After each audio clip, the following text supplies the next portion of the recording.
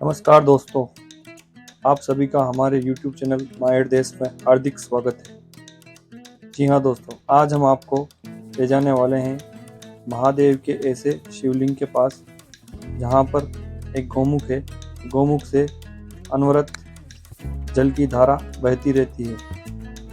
जी हाँ दोस्तों, यह स्थान उदयपुर से लगभग 11 किलोमीटर की दूरी पर नई गांव से कमली गांव की तरफ जाने वाली मार्ग पर पहाड़ी की तलहटी में स्थित है। बहुत ही दुर्गम मार्ग है, कच्ची सड़क है, लेकिन जब आप उस स्थान पर पहुंचते हैं तब यह सारी थकान और तनाव भूल जाते हैं। यहाँ हमने हमारी गाड़ी पार्क करी और फिर यहाँ से पैदल ही हम कमली महादेव की तरफ जाने के लिए निकल गए। कुछ लोग इसे कमली महादेव कहते हैं, कुछ लोग इसे कमलेश्वर महादेव कहते हैं। वस्तुतः इसका नाम कमलेश्वर महादेव है। यह एक गुफा है, प्राचीन गुफा। उसके अंदर पहले अनवरत जल की धारा उस गुफा के अंदर से ही निकलती थी, लेकिन यहाँ के मैनेजमेंट ने कुछ परिवर्तन कर इसको एक गौमुख में परिवर्तित कर दिया और अंदर पूरी गुफा सूखी रह जाती है। यहाँ बांस के बड़े बड़े घने जंगल हैं और कुछ लोग कहते हैं कि यहाँ रात में तेंदुआ यानी कि पैंथर भी आते हैं।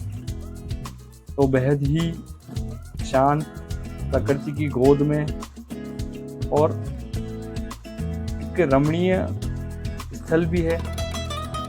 कुछ लोग यहाँ पर परिवार सहित पिकनिक आदि मनाने भी आते हैं। बारिश के दिनों में यहाँ की रौनक बढ़ जाती है और सबसे बड़ी बात, यह उदयपुर शहर से मात्र 11 किलोमीटर की दूरी पर स्थित है।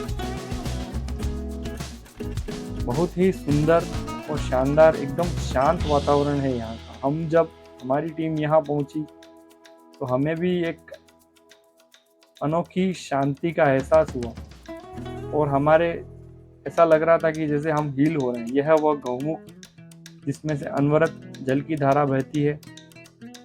यहाँ पर एक संत भी रहते हैं और कुछ उनके शिष्य जो नियमित यहाँ आते हैं उनसे मिलने। तो इस प्रकार का उनके लिए बैठने और का पूरा मिट्टी का ही है, ये बना हुआ टाट और मिट्टी का है। यहाँ पे कोई परमानेंट कंस्ट्रक्शन नहीं है, क्योंकि ये वन विभाग के अधीन यह जगह आती है, तो वह परमानेंट कंस्ट्रक्शन करने की अनुमति नहीं देते हैं। जितना भी कंस्ट्रक्शन है सब या तो मिट्टी का होगा या टेम्परेरी होगा।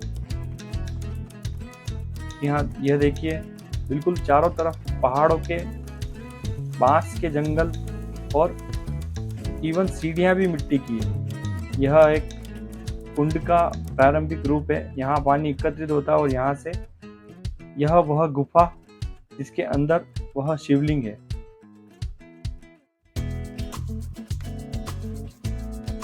यहाँ पर थोड़ा हम झुक के चले, क्योंकि जैसे हम ऊपर उठेंगे तो हमारे सिर पर इस गुफा की चट्टानों की चोट लग जाएगी। बिल्कुल शानदार, शांत और एकदम मनोरम भगवान भोलेनाथ का स्थान।